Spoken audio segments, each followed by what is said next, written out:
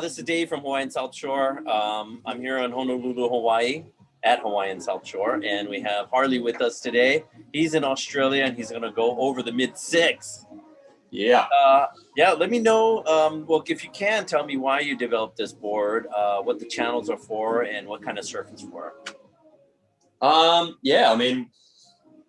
Always, for a long time now, we've had the Moto model, which has just been my go-to mid-length, just for sort of regular, smaller underpowered days where you sort of want that paddle power and that planing area for small stuff. But then I found I was wanting to ride the mid-length a lot when the waves got punchy and a little bit bigger. So, I decided to give the Mo an equal opposite. And so we started work on the mid-6. And I think it's been a good couple of years in the making now. And it feels like forever, but I'm super excited to finally get it in market and let people experience it. But it's basically just a slightly more tuned, pulled in, mid-length version of the Mo. So it's just a little bit more rocker in the nut front end. Bottom shapes are very similar, very, very clean and simple. But obviously the thing that really sets this one apart is the 6 channels. And that's sort of where we got the name, I guess, mid-length 6 channel. And just the channel bottom, I've been hassling Billy for years to make me a channel bottom, and he was always reluctant. I think he just knows that, the style of surfer I am and everything. I think he knew once he built me a channel bottom, that's all I was going to want. So he held off long enough, and it just so happened we've been working on mid-lengths, and it just seemed like the perfect board to give it a run on. And it's having the channels back there, it's a really, really addictive feeling. Just when you're not in powerful situations and you're just sort of pivoting and stuff, you don't really feel it so much. But when the waves get a bit of juice and the harder you push, the more you feel them. And it's just like having extra fins on there. You just get this drive and length of turn that I haven't really ever experienced. Just the acceleration through a turn when you push hard, it's pretty incredible. I really, really enjoy it. So is it basically when I look at it, it looks like a shortboard that's just a mid-length, and it's good for you can move it like a shortboard. It's totally.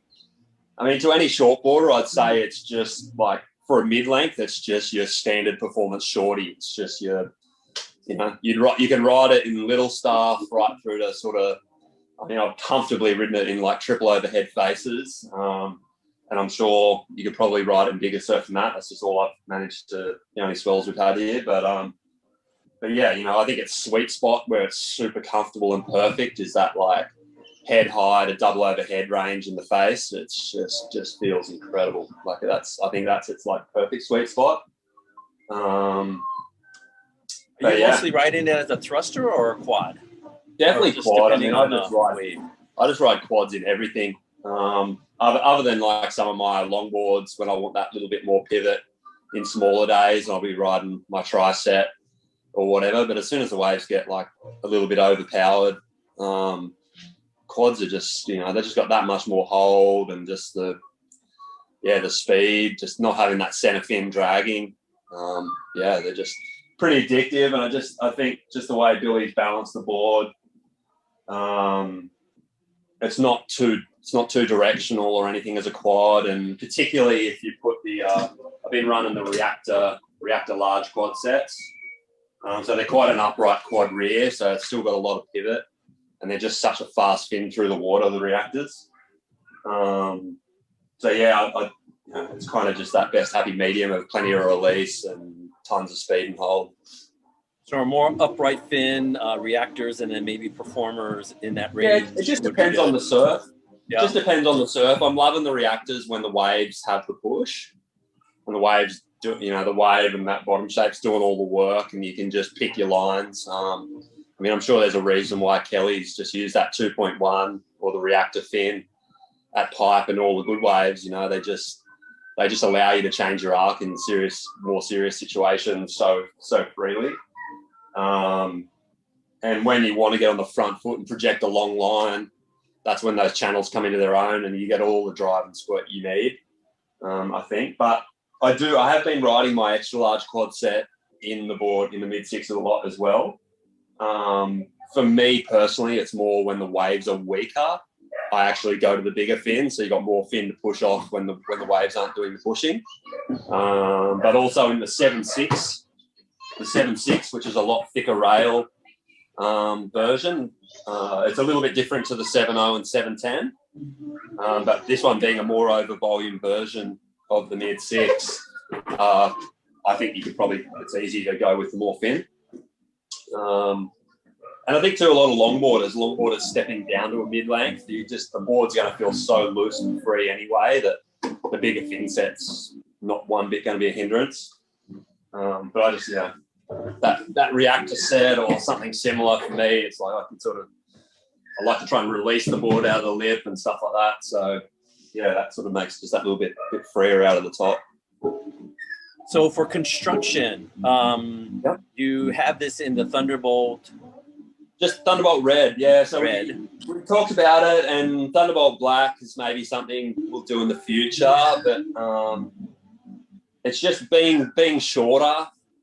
The Thunderbolt Red is plenty stiff enough of a construction, and like for I'll never say unbreakable, but they're so hard to break a shorter board compared to the long boards. So I think that's where the Thunderbolt Black lamination, just that strength and weight. And obviously I really love the carbon, the way it rebounds off the lip, but in this length of board, that rebound and that twang that I want, I've really only ridden the Thunderbolt Red and it goes incredible. So, I mean, we've done so much, R&D with the Mo and stuff in the past that I sort of really knew what I wanted in the way of the feel already.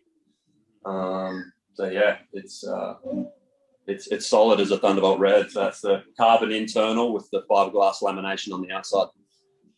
Right on. So there's people that ask me what's the difference between this and the Mo. What would you say? I would say if someone was a mid-length surfer, I would say they're like the perfect two-board quiver. You got your Mo, which is really good for the underpowered waves, and the mid-six for the overpowered waves. But to any customer, whether their longboarders coming down or shortboarders come up, I'd kind of just ask them a real question, just be like, what's the reality? Like, where do you live? Like, what's your day-to-day surf that you're going to be pulling the Mo or mid-six out? Like, when do you look to go to a mid-length? And if it's, it's just going to be the board to get the wife out there and on small days and stuff like that, then 100% I'm going to say the Mo. And the Mo is a good, for me, it's the best groveler to all round. So, like, I love the Mo into waves, sort of hand high overhead. Whereas the mid-six, I'm loving, and the Mo, sweet spot's probably, waves sort of this size, sort of waist high to head high faces. And then the mid-six is sort of like from head up. So, yeah, I guess it just depends on when you want to get the optimum performance. There's a big crossover as to, the kinds of conditions they will both work in, but the Mo is definitely tuned to work better in underpowered waves, and the mid-sixes in the upper end. All right. I guess that's about it for that. Thank you very much. I'm pretty stoked. Yeah, no worries, mate. Yeah, obviously just looking at the shapes, I think it's pretty obvious comparing the two models. Just having that wider round square tail, like, a lot of grovelers and stuff, they obviously just, have the wider pods and stuff just to get you planing in lower power situations. And then, round pins are just so damn trusty when the waves get pushy, they're just such a good tail, versatile when the waves we've got power, and they just feel so good in a long cutback and bottom turns. And yeah, so it's just horses for courses, really. Yeah. So one of the things that people ask, or I tell them that the Mo, since it has a bigger, rounder tail when you're turning, it's a lot more pivoty, and then the mid-six is a lot more drivey, so when you turn, it actually has a larger arc, and you get more spray off of it. That's the biggest difference that you'll feel in the two boards. Yeah, definitely. I mean, I think, in a front foot driving situation, the mid six is definitely going to have that longer drivier feel, and the channels, you know, accentuate that feeling a little. But yeah, on both, when you step back and like do a pivot turn, just having that planing area and stuff, you just sail on top of the water on the Mo.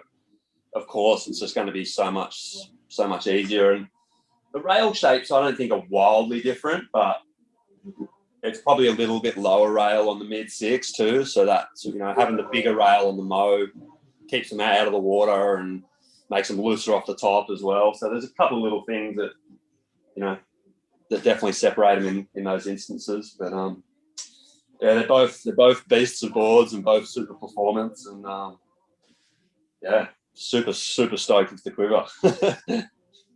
Right on. Hey, thank you very much for your time.